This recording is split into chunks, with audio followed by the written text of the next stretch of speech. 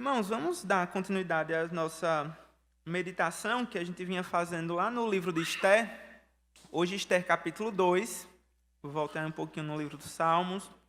Esther capítulo 2. Vamos ler todo ele.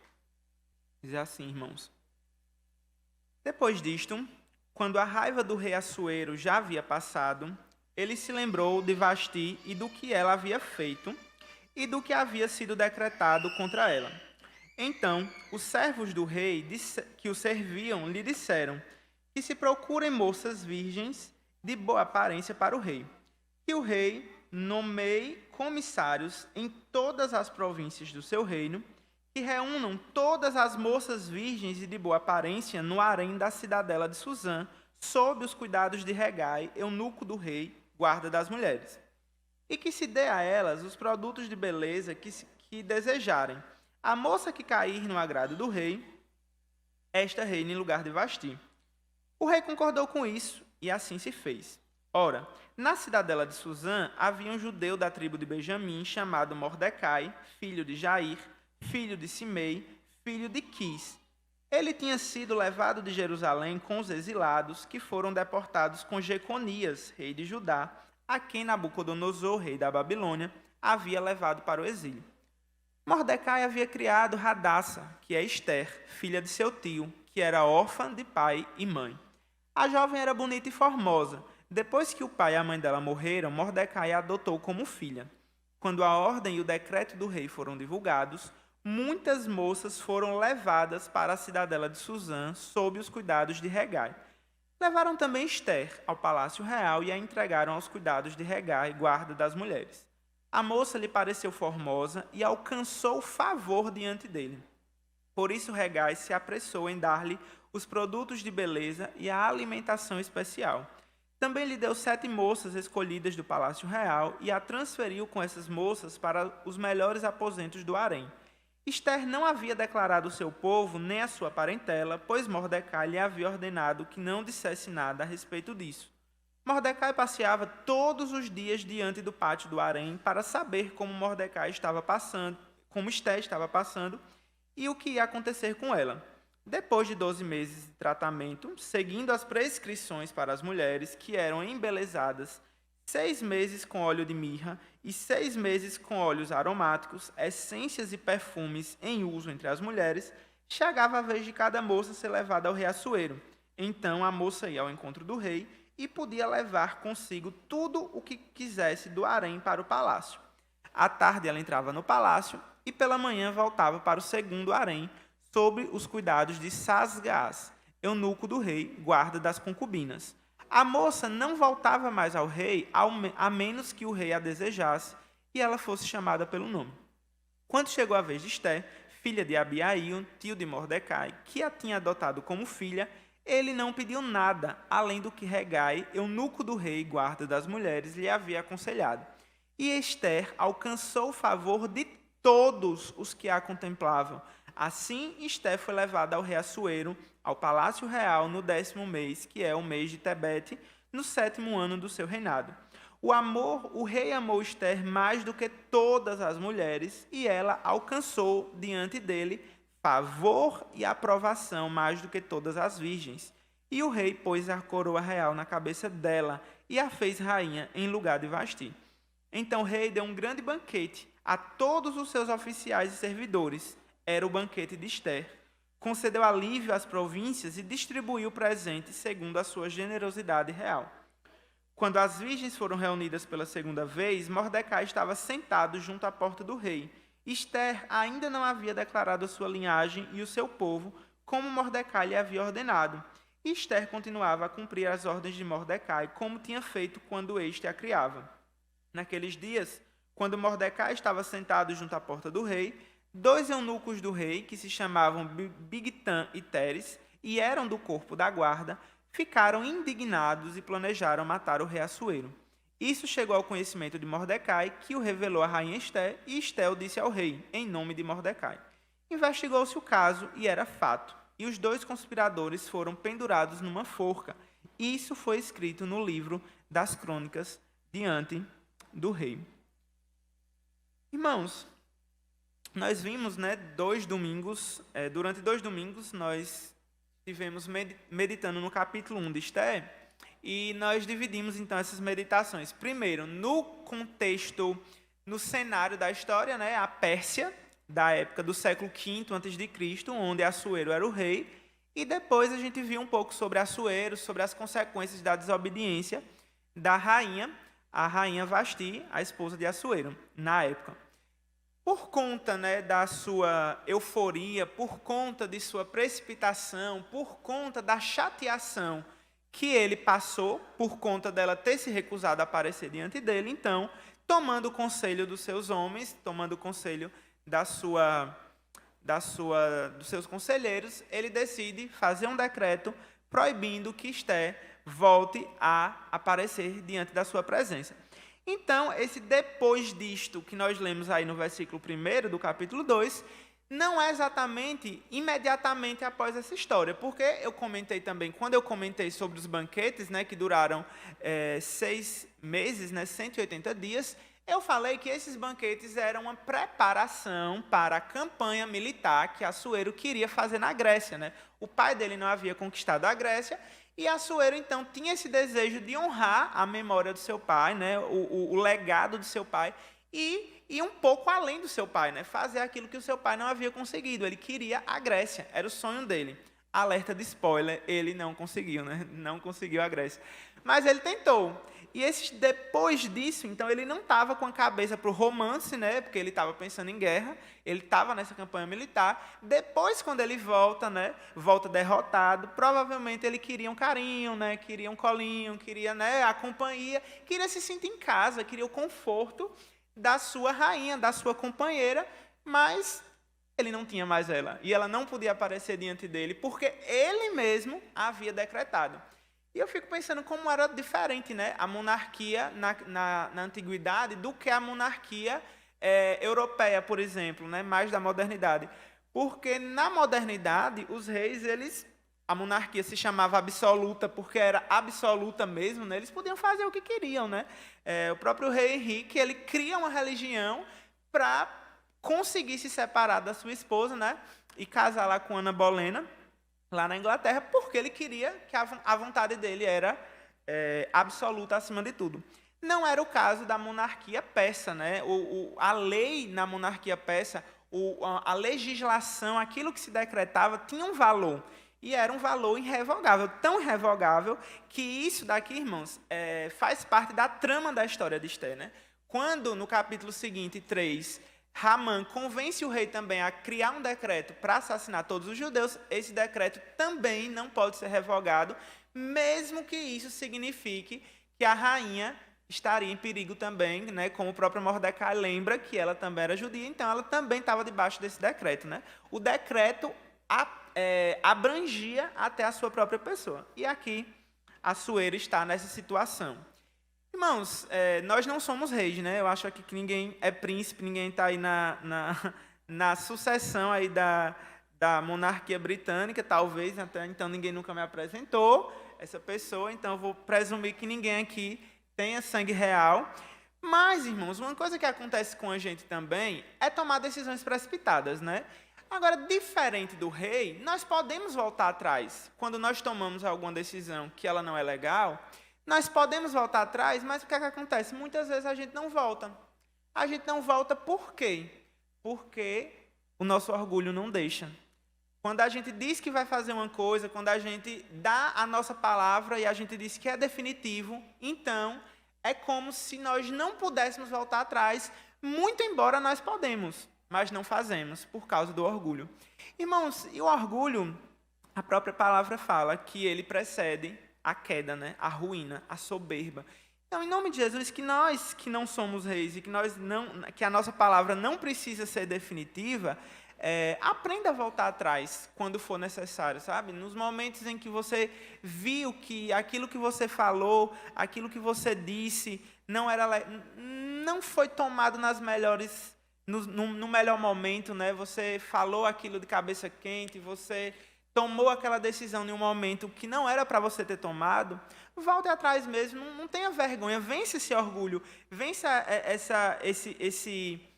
esse medo, né? O que é que vão falar de mim, né? Se eu voltar atrás, a minha palavra não vai ter valor, e etc, e etc. Mas não faça como Assuero, né? Não sofra as consequências de algo de forma desnecessária. Volte atrás mesmo, tá? É uma primeira aplicação que eu queria fazer desse texto. Depois, então, que o rei ele tá nessa bad vibes, né? Nessa sensação de solidão, sente falta de Esther, então ele fala, não, mas vamos colocar em marcha o nosso plano. Qual era o plano? Fazer uma nova rainha, né? Achar uma nova rainha. E para isso, então, saiam à caça, mande todos os servos do rei para procurar as mulheres mais lindas, mais bonitas, mais deslumbrantes e virgens, né? E tragam para um harém real, né? Existiam 2 no caso. O primeiro para as virgens e o segundo quando essas mulheres elas passavam, né? Pela sua noite de núpcias, se é que eu posso falar assim, com o rei Assuero, e depois ia para essa segunda casa, né? Eram 2 casas diferentes. O destino dessas mulheres, irmãos, era um destino assim complicado, né? Porque elas não iam poder mais casar de novo. Depois que elas estivessem com o rei, depois que elas passassem pelo rei, elas iriam virar concubinas do rei, sem ao menos ter uma esperança muito remota de que o rei se lembrasse ao menos o nome delas. Imagine, né? Você ter um companheiro, não era um companheiro, né?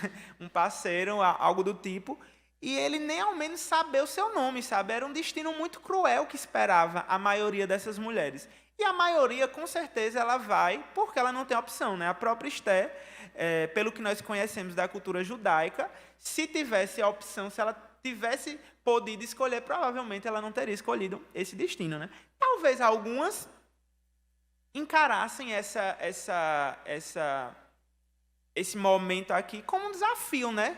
Encarar aquilo como eu vou conquistar o rei, eu vou conquistar a coroa, eu vou dar o melhor de mim, eu vou seduzir ele, eu vou encantar ele com os meus talentos, aquilo que ela poderia levar para a casa do rei, talvez ela fez, sei lá, um bolo, não sei, uma comida, não sei. Ela poderia tentar. Mas a verdade, irmãos, era que o destino da maioria dessas mulheres era um destino muito triste.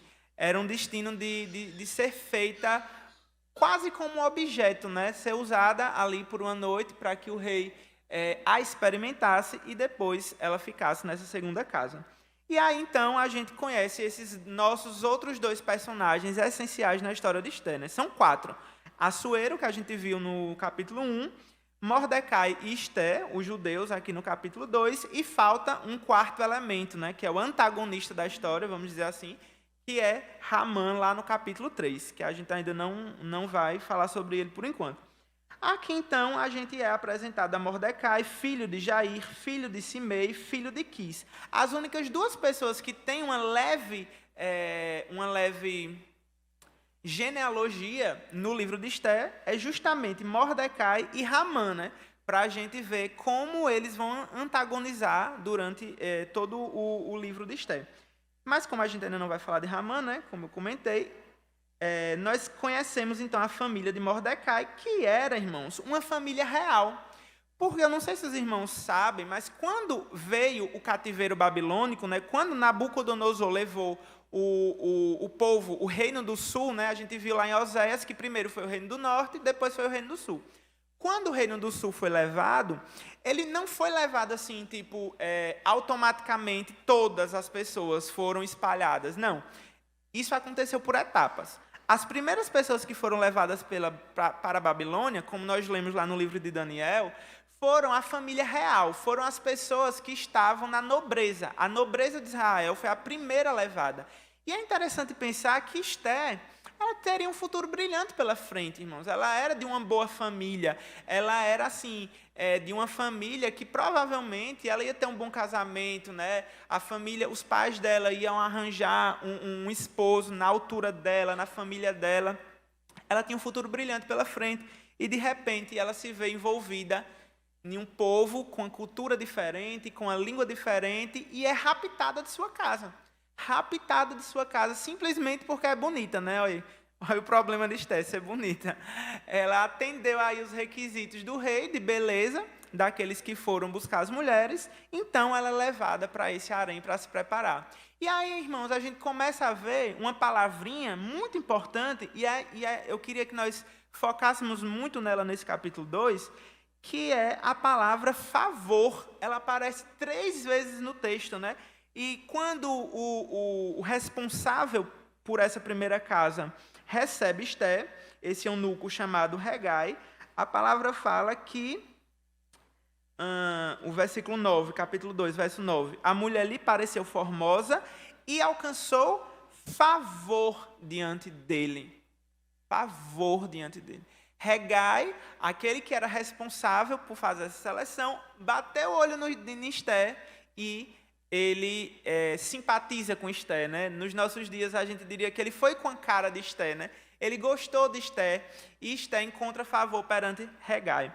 E isso, irmãos, é muito importante porque Hegai, então, aos olhos de Hegai, quem escolheu, claro, era o rei, mas a escolhida de Hegai era Esté. Quando ele conheceu Esté, ele disse, é essa que eu vou focar, é essa que eu vou dar um empurrãozinho, né, que eu vou ajudar. Então ele tira Esté, ele separa Esté no meio de todas aquelas moças, coloca ela nos melhores aposentos, dá a ela 7 damas de honra, né, vamos dizer assim, trata ela, dá a ela os melhores produtos, dá a ela a melhor alimentação e, além de tudo, dá aquilo que era primordial, ele dá a ela informação. Porque, irmãos, não sei se ficou claro para os irmãos, mas quando o rei pedia que cada mulher levasse alguma coisa para essa noite de núpcias que ele ia ter com ela, por trás disso estava um teste. O rei queria testar se aquela mulher tinha bom gosto. Ele queria testar a personalidade daquela mulher, né? Como era que ela ia se vestir, como era que ela ia se comportar, o que era que ela ia levar. Tudo isso daqui é um teste que está acontecendo diante do rei, né? E muitas delas talvez se preocupassem com a roupa, se preocupassem com os enfeites, né? Com as argolas, com os colares, com os pingentes, mas Hegai, ele conhecia o gosto do rei. Então, Esté, ela leva para esse encontro com o rei exatamente aquilo que Hegai aconselha ela a levar, né? E tudo isso por quê? Porque ela encontrou favor diante dele. E essa palavra, irmãos, eu disse que, para a gente focar nela, ela é muito, muito importante no Antigo Testamento, né? Ela se chama Hesed. Essa palavra ela é traduzida como favor aqui, mas ela é a palavra também que é traduzida como misericórdia e até como amor. Em alguns momentos essa palavra ela é traduzida como amor. O Hesed, ele é algo assim, representa o próprio amor de Deus, um amor misericordioso, um amor que concede favores, né? Que concede graça, que concede algo que é imerecido. O que foi que Esté fez para Hegai, para ela alcançar favor diante dele? Nada. O texto não fala. Esté não fez nada. Esté era simplesmente Esté. Ela era alguém que Deus, ele tinha um propósito para ela, era alguém que Deus havia escolhido, havia separado como um instrumento para a preservação do povo dele ali naquele lugar, para a preservação da continuidade da linhagem do Messias, da qual viria o Cristo mais na frente. Esté, então, alcança o favor de Hegai, porque primeiro Esté, ela tinha o favor de Deus, irmãos.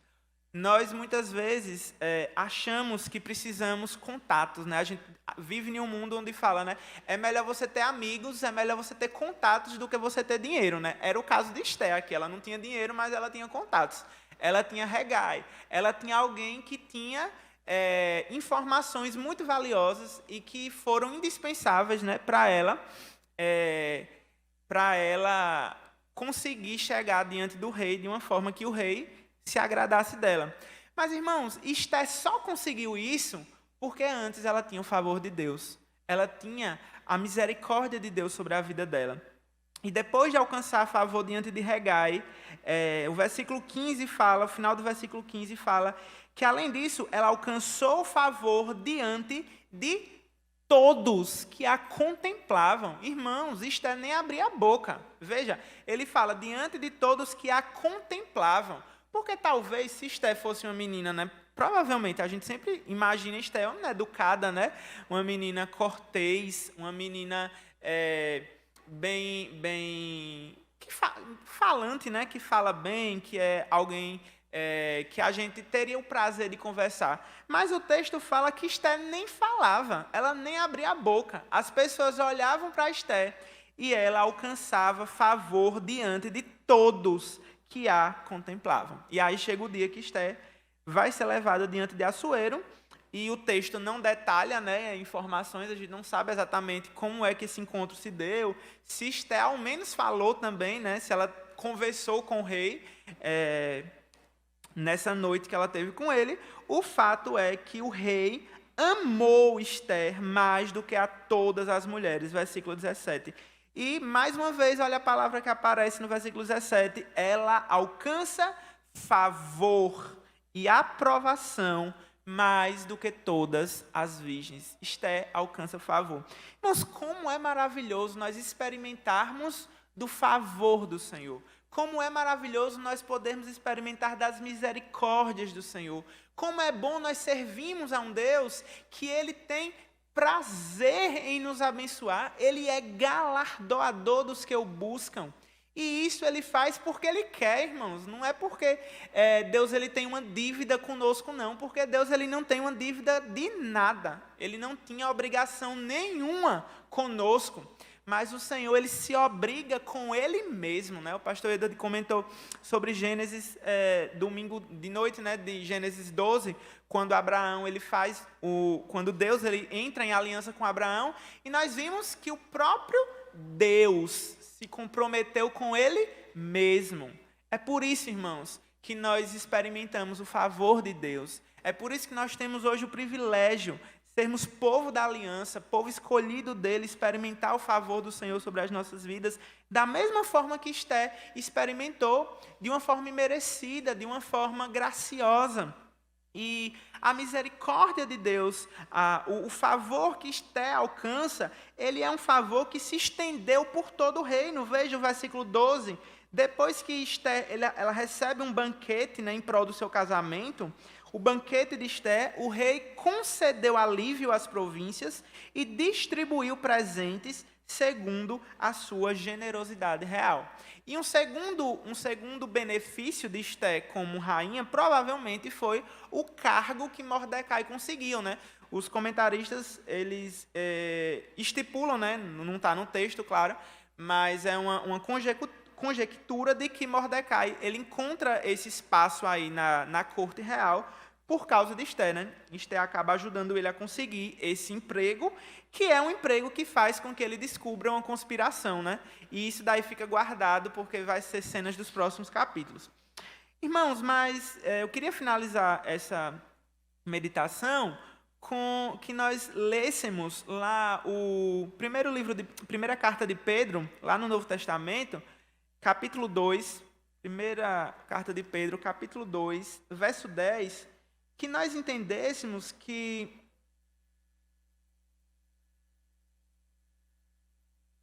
é Deus, sabe, irmãos? É Deus que faz isso. 1 Pedro 2,10 diz assim, a palavra do Senhor: antes vocês nem eram povo, mas agora são um povo de Deus. Antes não tinham alcançado misericórdia, mas agora alcançaram misericórdia.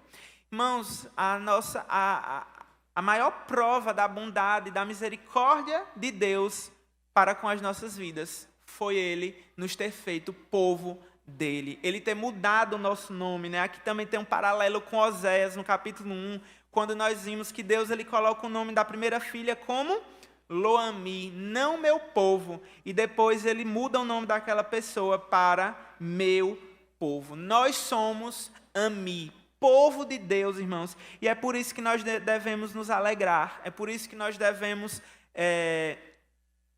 tributar ao Senhor toda a glória, toda a honra devida ao seu nome, por causa do favor, por causa da misericórdia que nos alcança, que nos perdoa, que nos redime. Amém? Vamos orar ao Senhor, irmãos, vamos agradecer a Ele pelo seu pela sua misericórdia. Vamos agradecer a Ele pelo seu favor imerecido. Vamos fechar os nossos olhos.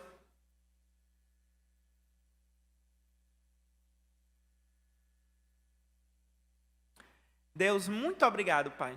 Deus, nós poderíamos passar aqui, Deus, a manhã inteira, Senhor, agradecendo ao Senhor, Deus, por ter nos feito povo. Deus, por ter estendido as suas mãos sobre nós, Pai, por ter nos resgatado, por ter nos chamado povo teu, povo de propriedade exclusiva tua, menina dos seus olhos. Pai, Deus, nós te rendemos glória, Pai. Nós te agradecemos, Senhor, porque nós não merecíamos. Pai, nós não merecíamos, Pai. Mas o Senhor, Pai, com teu olhar, Pai, com a tua graça, com a tua bondade, Pai, escolheu, Pai. Escolheu esse povo, Deus. Escolheu, Pai, cada um de nós que está aqui, Deus, para esse tempo, Deus. Para ser povo teu, Deus. E nós sabemos, Pai, que não é por nós, não há nada em nós, Pai. Mas é exclusivamente por causa da tua misericórdia. É exclusivamente, Deus, por causa daquilo que o Senhor fez em Cristo Jesus, pelo que o Espírito Santo opera nos nossos corações, que hoje nós podemos responder ao teu chamado maravilhoso, Deus. Oh, Deus, muito obrigado, Senhor. Nos livra, Deus, nos livra, Senhor, porque a Tua palavra fala que nos últimos dias muitos iriam apostatar da fé. A Tua palavra fala, Pai, que nos últimos dias, Senhor, muitos iriam se esfriar, Deus. Nos livra desse esfriamento, Pai. Nos livra, Senhor, de depois de ter conhecido esse favor do Senhor, Pai, nós negarmos isso. Oh, Deus, em nome de Jesus, nos mantém de pé, Pai. Nos mantém, Pai, diante do Senhor, Pai, na Tua presença, Deus, nos livra de nos desviarmos nem para a esquerda e nem para a direita. Em nome de Jesus, Pai, que nós clamamos e te pedimos. Amém.